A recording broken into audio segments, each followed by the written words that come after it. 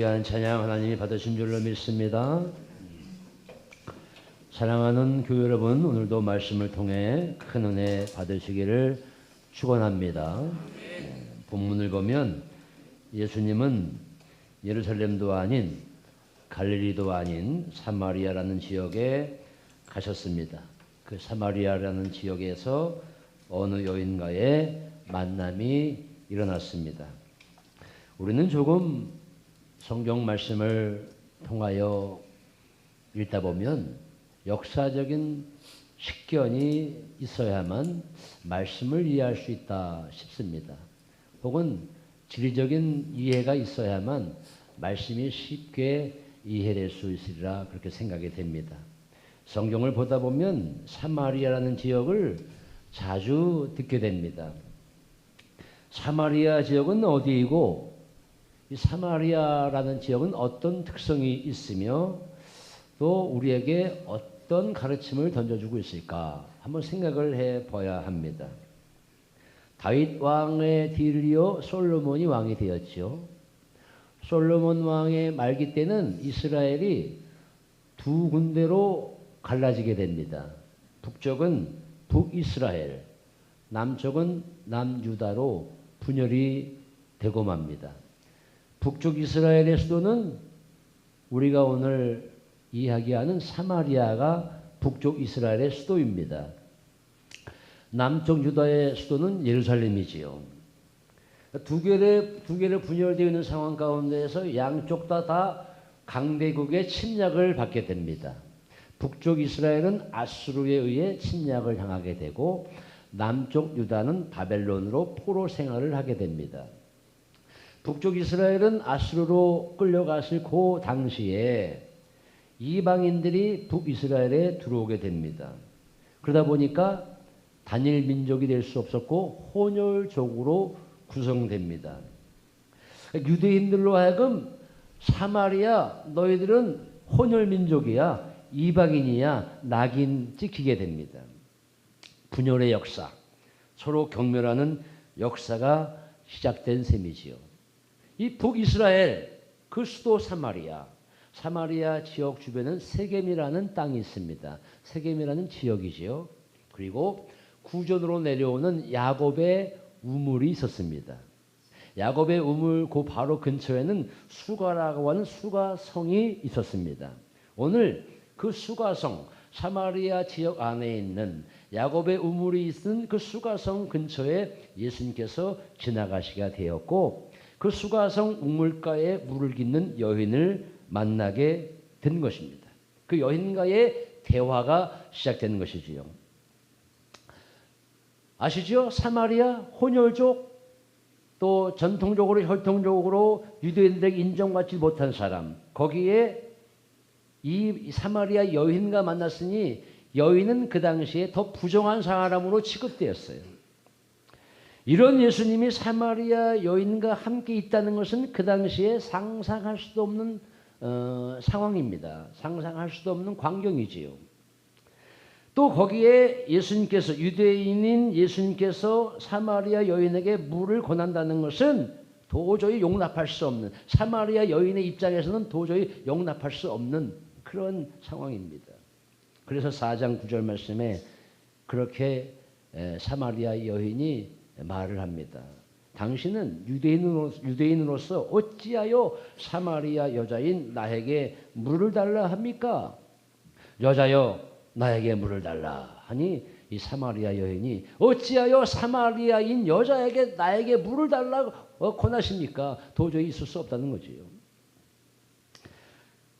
여기서 예수님이 이렇게 말씀하십니다. 내가 누군지 안다면 그렇게 말하는 당신이 내가 누군지 안다면 아마 하나님의 선물을 나에게 구했을 것이다. 당신이 내가 누군지 안다면 내가 물을 요청할 때 나에게 생수를 주었을 것이다. 이렇게 예수님께서 말씀하신 거예요. 이 사마리아 여인이 뭐라고 대답합니까? 아, 그렇습니까? 여기에 내가 당신에게 생수를 달라 했을 때 내가 생수를 줄 물 기를 그릇도 없습니다. 그리고 이 야곱의 우물은 너무 깊어서 너무 깊어서 생수를 구하는 것도 어렵습니다. 그리고 구전으로 전에 내려오는 것이지만 이 야곱의 우물은 이미 일찌감치 야곱 시대 때부터 야곱의 가축이나 야곱의 가족을 위해서 늘 먹였던 이런 물이고 아주 유명한 우물입니다. 그런데 당신이 야곱보다 크십니까? 이 유명한 이 우물인데 당신이 야곱보다 크십니까? 이렇게 이 사마리아 여인이 예수님께 말하는 거예요. 그래서 예수님 말씀하십니다. 내가 야곱보다 크다. 그래, 내가 야곱보다 크다. 이렇게 대답한 게 아니라 이렇게 말씀하십니다. 누구든지 이 물을 먹는 자마다 다시 목마르지만 내가 주는 물을 마시는 자는 영원히 목마르지 아니하리니 내가 주는 물은 그 속에서 영생하도록 솟아나는 샘물이 되리라. 놀라운 말씀을 선포하는 거예요. 그래, 내가 야곱보다 큰 사람이야. 이렇게 대답하지 않으시고 누구든지 이 물을 마시는 사람은 또 목마르지만 내가 주는 물을 마시는 사람은 영원히 목마르지 않아. 내가 주는 물은 속에서 솟아나는 영생수야. 영원히 마르지 않아. 이 말씀을 예수님께서 강력하게 이 사마리아 여인에게 전하고 있는 것입니다. 여러분, 여기에서 우리는 첫 번째 진리를 얻을 수 있습니다. 주님이 보실 때는 말이죠, 이 야곱의 우물에서 나오는 물은 영원한 만족을 줄 수 없는 생수가 될 수 없어요. 이 야곱의 우물은 우리 인간의 모든 갈증을 해결해 주는 이 영적인 문제를 해결해 주는 생수가 될 수 없다는 거예요. 이 세상에서 야곱의 우물 같은 것이 얼마나 많이 있습니까? 세상의 모든 재물, 야곱의 우물일 수가 있습니다. 물론 재물이 있어야죠. 돈이 필요하죠. 살아가는데. 그러나 그 재물, 그 자산이, 그 경제가 우리 모든 인생의 문제를 해결해 주는 실마리가 될 수 없습니다. 만족을 줄 수 없습니다. 요한 웨슬리 목사님이 감리교를 창시한 요한 웨슬리 목사님의 경제관이 있습니다. 그는 평생에 살면서 이 감리교를 창시한 우리의 감리교 창시자이신데 요한 웨슬리 목사님은 어떤 마음으로 경제관을 바라보았느냐, 세 가지로 바라봤다고 하잖아요. 첫 번째, 할 수 있는 대로 돈을 많이 벌어라. 두 번째, 할 수 있는 대로 그 돈을 많이 저축하라. 세 번째가 중요합니다. 할 수 있는 대로 그 돈을 남에게 많이 베풀어라. 요한 웨슬리가 갖고 있는 경제관입니다. 이 재물이 나에게 영원한 만족을 줄 수 없다는 거예요. 물론 필요하지요. 주식해서 주식이 올라가서 기분이 좋고 또 우리가 집을 우리가 분양받아서 평수가 큰 평수로 올라가면 마음이 흡족하지요. 그러나 그렇다고 해서 돈이 많다고 해서 그럼 뭐합니까? 건강을 해쳐서 건강이 어려운데 살 수가 없는데 자산이 우리에게 영원한 만족을 줄 수 없다는 것이죠. 혹은 명예가 야곱의 우물일 수가 있습니다. 이 명예도 우리에게 영원한 만족을 줄 수 없다고 하는 거잖아요. 명예도 중독입니다. 그래서 우리 감리교회도 감독을 한 번 한 사람은 또 감독회장을 하고 싶어 하는 게 그게 명예욕입니다. 어느 한 단체에서 총무를 한번 해보고 싶으면 또 한번 회장을 해볼까? 이게 명예욕입니다. 권력이나 지식으로도 만족을 얻을 수 없습니다. 권력은 영원한 것이 아닙니다. 아시잖아요? 권력이 뭐 평생 갑니까? 때가 되면 그 권력을 내려놓아야 합니다. 지식도 마찬가지지요. 그러니까 우리가 마시는 물, 야곱의 우물, 우리가 마시는 물은 육적인 물입니다. 그러나 주님께서 주시는 물은 영적인 물입니다. 이거의 차원이 다른 거예요. 주님께서 주시는 이 영적인 물은 영적인 문제를 해결해 주시는 영생수이기 때문에 영원한 샘물이에요. 예수님 자신이 바로 생수인 것입니다. 예수님 자신이 생수인 거예요. 우리가 마시는 물은 마시고 마셔도 또 마셔야 합니다. 이렇게 말입니다. 물을 마시고 또 마셔야 합니다. 물 한 병 가지고도 싸움이 일어날 판입니다. 송지순례를 가게 되었습니다. 교회에서 단체로 성지순례를 가게 되었습니다. 유럽으로 가게 되었습니다. 대학교 첫째는 중동 나라로 가게 되었습니다. 두 권사님이 대판 싸우셨습니다. 가이드가 아침에 물을 반드시 챙겨오라고 이야기를 했건만 권사님 한 분이 물을 한 병만 가져오셨고 다른 분은 두 병을 가지고 나오셨습니다. 오후가 지났습니다. 뜨거운 때 앞에서 권사님 한 분이 물 한 병을 홀딱 다 잡수셨습니다. 다니다 보니까 이 권사님이 물이 떨어진 겁니다. 옆에 있는 안목의 권사님, 권사님 물 좀 주세요. 아니 왜 다 물을 다 먹고 그래? 아, 그 물이 뭘 중요하다고 물을 안 줍니까? 이것 때문에 대판 싸웠습니다. 설교를 끝나고 교회 와서 그 앙금이 가시지 않고 계속해서 그 물 한 병 때문에 갈등이 빚어진 것을 제가 보았던 목사입니다. 그리스도께서 주시는 물은 분명한 목적이 있습니다. 계속해서 솟아나서 결국 영생을 이루게 하는 물입니다. 더 나아가 하나님과 교통하는 질적인 풍성함을 주는 물입니다. 물의 차원이 다르지요. 그러니까 우리가 마시는 물은 우리는 육적인 물을 찾아 헤매지만 우리 주님은 영적인 물, 더 이상 갈급해야 하지 않는 영적인 물을 찾아라 이렇게 말씀하고 계신 거지요. 그랬더니 이 여인은 뭔가 알았는지 그런 물이 있습니까? 영원히 목마르지 않는 그런 물이 있습니까? 그런 물을 나에게 주십시오. 예수님께서 보시기에 아직도 이 여인은 뭔가 예수님께서 말씀하시는 차원까지 올라오지 못한 것 같아요. 아, 그런 물이 있습니까? 영원히 목마르지 않은 그런 기가 막힌 물이 있습니까? 아, 그러면 그런 기가 막힌 물이 있으면 내가 다시 여기 오지 않고 물을 길러 오지 않아도 될 테니 그런 물이 있으면 좀 가르쳐 주십시오. 아직도 문자적인 이해에 머무른 거예요. 명절 연휴를 보내면서 저는 이 요한복음 4장 말씀을 가지고 씨름을 좀 했습니다. 사실 요한복음 4장 1절 말씀부터 오늘 예수님과 사마리아 여인과의 대화는 1절 말씀부터 거의 한 30절 말씀까지 쭉 전개되는 내용입니다.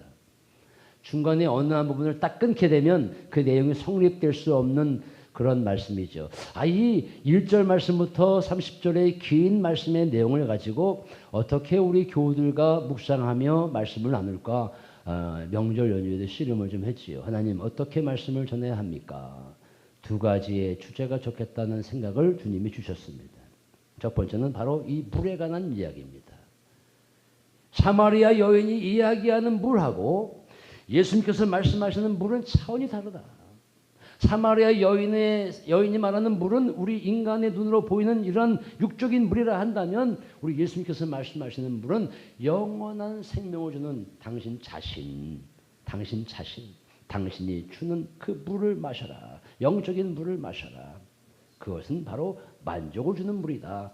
이렇게 우리에게 한 가지 주제로 이야기를 하고 있는 것이죠. 두 번째 내용은 예배에 관한 것입니다. 첫 번째 물에 관한 것은 예수님께서 먼저 이야기를 걸으셨어요. 나에게 물을 달라. 그런데 두 번째 예배에 관한 것은 이 사마리아 여인이 예수님께 말을 걸어왔습니다. 그런 물을 내게 주십시오. 그래서 다시 한번 목마르지 않게 해주십시오. 이렇게 말씀하니까 예수님께서 뭐라고 그러면 네 남편을 불러오라. 네 남편을 불러오라. 전 남편이 없습니다. 그래, 너 남편이 없는 거 내가 다 안다. 너가 남편 5이 있었지만 그 남편과 다 헤어졌고 남편이 없고 지금 있는 남편도 네 남편이 아니니라. 여인의 입장에서 볼 때는 내가 이 모든 내막을 다 이야기하지 않았는데 예수님께서 그렇게 말씀하시는 겁니다. 네가 남편이 없다는 말이 옳다. 너에게 지금 있는 남편도 네 남편이 아니다. 그러니 이 눈치챈 이 여인이 기가 막힌, 예수님 보시면서 기가 막힌 거예요. 그래서 당신은 분명 선지자이십니다. 당신은 선지자이십니다. 곧바로 여인이 묻습니다. 아니 그래, 우리 조상들은 이 산에서 예배하였는데 당신들의 말은 예루살렘에 있다 하더이다. 무슨 말씀이에요? 우리가 하나님께 우리가 예배하는데 예배의 장소가 그리심산, 우리가 이 산에 있다고 하는데 당신들은 예배의 장소가 어디가 맞느냐라고 하면 예루살렘이 맞는다 이렇게 말씀하는데 어디가 맞습니까? 200년 동안 갈등을 빚어온 거예요. 북이스라엘과 남유다가. 그런데 이 사마리아 사람들은 예배가 반드시 어디에서 드려야 진짜 예배냐? 그리심산. 자기들이 거주하는 사마리아 지역에 있는 그리심산. 쉽게 말하면 아브라함이 당신의 아들 이삭을 바치려 했던 모리아산. 여기 그리심산이거든요. 사마리아 사람들은 이 그리심산에서 예배하는 게 진짜 예배라고 생각합니다. 유대인들은 아니야. 예배는 예루살렘에서 드리는 게 진짜 예배야. 어느 장소에서 예배를 드리는 것이 진짜 예배인가가 200년 동안 싸움을 하고 있는 거예요. 이 사마리아 여인이 우리는 이 산에서 예배하고 있는데 당신들은 예루살렘에서 예배하고 있습니다. 어느 곳이 맞습니까? 이런 여인의 입장에 예수님이 진리의 대답을 주십니다. 21절 말씀입니다. 예배라고 하는 것은 이 산 그리심산도 아니고 예루살렘도 아니다. 너희가 아버지께 예배하는 때가 반드시 오게 될 것이다. 예수님 말씀의 핵심이 뭡니까? 예배라고 하는 것은 장소가 중요한 것이 아니다. 예배의 대상이 중요한 것이다. 예배라고 하는 것은 여기서 예배하는 것, 저기서 예배하는 이런 장소가 중요한 것이 아니라 누구에게 예배를 하는가가 중요하다. 예수님께서 말씀하신 것이 아버지께 예배하는 때, 그때가 반드시 올 것이다. 그러면서 예수님 뭐라 말씀하십니까? 22절 말씀. 너희는 알지 못하는 것을 예배하고 우리는 아는 것을 예배하노니 이는 구원이 유대인에게서 남이니라.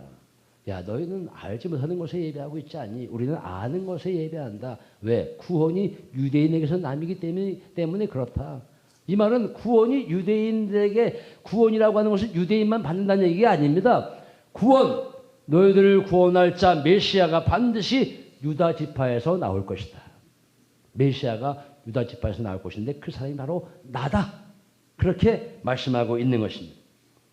하나님께 예배하기 원하십니까? 예수님의 십자가의 보혈로 죄 씻음 받아야 됩니다. 이것이 하나님께 나아가는 길인 것입니다.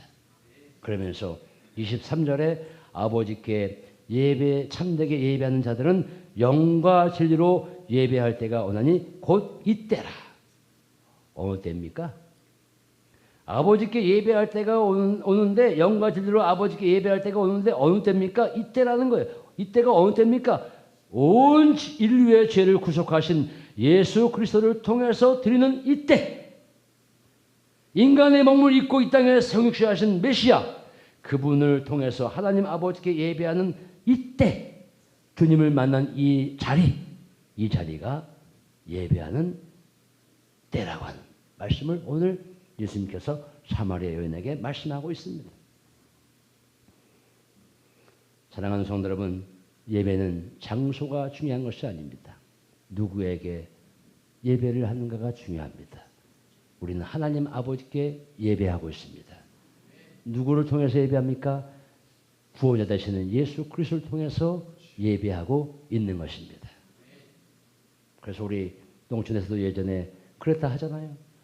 하도 농촌에 일손이 바빠서 교인들이 예배드리러 오지 않으니까 목사님이 안 되겠다 싶어서 조그만 강대상을 트럭에 싣고 논바닥으로 가셔서 거기서 권사님 예배합시다. 브라질의 한 목사님이 교인들이 예배당을 오지 않고 힘들어하니까 살고 있는 빈민촌에 직접 가셔서 눈물을 흘리며 세례주고 성찬하며 예배했다는 그러한 놀라운 이야기도 있습니다. 헨리 피처라는 유명한 목사님이 계시죠. 19세기 중엽의 유명한 설교가이자 사회개혁자입니다. 노예제도를 신랄하게 비판한 목사님이시고 사회 곳곳에 만연한 악을 사정없이 폭로한 그런 목사님이십니다. 너무나 설교를 잘하셔서 사람들의 가슴을 울리게 했던 목사이지요. 매일매일 주일마다 그 목사님의 설교를 들으려고 교인들이 아주 구름대처럼 몰려왔다지요. 그 목사님의 설교를 들으려고 어느 날 교인들이 왔는데 그 목사님이 설교를 하지 않고 그날따라 손님으로 오신 목사님이 단상에 서셨습니다. 교인들은 너무나 분개했습니다. 내가 시간을 내서 목사님의 설교를 들으려고 왔는데 실망하여 다 자리를 뜨려고 하는 차에 그렇게 말씀했다지요. 여러분들이요, 나 헨리 워드 비처를 보고자 해서 나오신 분들은 가십시오. 빨리 당장 여기서 나가십시오. 그러나 하나님 아버지께 예배하고자 오신 분들은 이 자리에 남으십시오. 그랬더니 많은 분들이 자리를 뜨지 않고 그 자리에 남았다는 말씀입니다. 교회의 크기가 중요한 게 아니지. 대형교회 시스템화되어 있는 교회 찾는 분들이 많습니다. 물론 나름대로 의미가 있을 것입니다. 들어가는 순간부터 쿵짝쿵짝쿵짝 분위기에 압도되고요. 시스템에 압도되고요. 거기에 구조, 조직에 압도되고요. 믿음이 아주 없는 사람도 그 현장에 들어가면 가슴이 쿵쾅쿵쾅 울립니다. 왜? 이미 시스템이 다 되어 있기 때문에. 그러나 여기에서도 주님을 통한 아버지께 진정으로 예배하지 않으면 아무리 큰 대형 교회에서 예배를 드린다 하더라도 겉모습만 화려할 뿐이시지 진정성은 없는 거예요. 눈물을 흘리며 주님의 은혜로 아버지께 예배하는 10명이 안 되는 비전교회, 미자립교회라도 그곳에서 주님의 이름으로 간절히 하나님 아버지께 예배하는 그 현장이 오히려 하나님이 함께 하시는 예배라는 거예요. 그러므로 하나님은 영이시니 예배하는 자가 영과 진리로 예배할지니라. 예수께서 하신 이 마지막 말씀, 하나님은 영이시니 예배하는 자가 영과 진리로 예배할지니라. 이 말씀이 무엇인가? 하나님은 영이시기 때문에 예배는 영적으로 예배를 드려야 한다는 거예요. 하나님은 보이지 않는 영이신 분이십니다. 보이지 않는 영이신 하나님께 예배를 할 때는 육적인 마음을 가지고 예배 드리면 안 되고 영적으로 예배를 드려야 된다는 거예요. 드디어 이 여인이 깨달았습니다. 예배는 장소가 중요한 것이 아니구나. 예배는 대상이 중요한 것이구나. 예배는 그리심산이냐 예루살렘이냐 이것이 중요한 것이 아니라 그리스도의 보혈을 통한 아버지 하나님께 예배하는 게 진정 예배이구나. 이것을 이 사마리아 여인이 깨닫게 된 것입니다. 장차 오실 메시아 그리스도가 중요한 것이구나. 그가 오시면 모든 것을 알려주겠구나 라고 이야기를 할 때 예수님 말씀하십니다. 그분이 바로 그 메시아가 바로 나다. 나. 그 메시아가 바로 나다. 오늘 이 여인은 주님을 만남으로 변화되었습니다.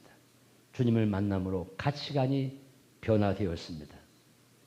제가 오늘 말씀드리고자 하는 마지막에 귀한 말씀은 28절과 30절에 잘 나와 있죠. 우리는 사마리아 여인과 예수님의 대화에서 많은 것을 설교를 통해서 들었습니다. 저는 28절과 30절 말씀에 눈이 꽂혔습니다. 주님을 만난 게 생수를 깨닫게 된 그것으로 끝났다면 말씀에 중요함이 없어요. 28절과 30절 말씀 보니까 주님을 만나 감동이 오고 은혜를 깨달으니 이 여인이 무엇을 했는가를 가만히 보면 그 여인은 물을 담았는지 모르겠지만 물동이를 메고 동네에 들어가다가 물동이를 내어 던져버렸어요. 중요한 거 아닙니까? 생수를 발견했는데 이 눈으로 보이는 이 항아리 안에 있는 물이 뭐가 중요하냐? 나의 인생을 책임질 영생수 주님을 만났는데 물동이를 던져버렸어. 아유, 명예고 권력이고 지식이고 다 필요 없다. 예수님 만나면 내 인생에 영원한 만족을 주시는구나. 이거를 사마리아 여인이 깨달은 거예요. 그래서 동네에 들어가면서 물동이를 내어 던지고 뭐라고 전하냐면 내가 예수를 만났다.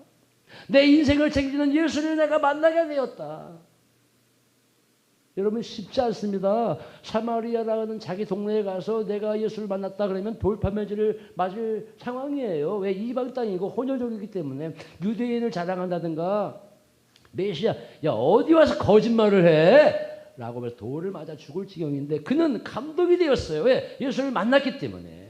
영원한 물을 주는 예수를 만났기 때문에 감동이 되어서 물동이를 내어 던져버리고 예수를 전했다는 거예요. 감동이 오면 예수를 만난 은혜가 있고 감동이 오면 그 감동을 전할 수밖에 없는 게 그리스도인이지요. 여러분 모두가 그렇게 되시기를 주님의 이름으로 축원합니다. 생수를 발견하시고 그 생수를 발견한 기쁨으로 그 말씀을 전하는 우리 모두가 되기를 소원합니다. 예배는 장소가 중요한 것이 아니라 대상이 중요한 것이고 주님을 통해서 하나님 아버지께 예배하는 그 영과 지대로 예배하는 자세가 중요한 것입니다. 그리고 주님을 만나는 은혜가 절절히 있어야 될 줄로 믿습니다. 그 은혜로 여러분들의 인생을 늘 은혜 가운데 사는 우리 모두가 되기를 주님의 이름으로 축원을 드립니다. 기도하겠습니다.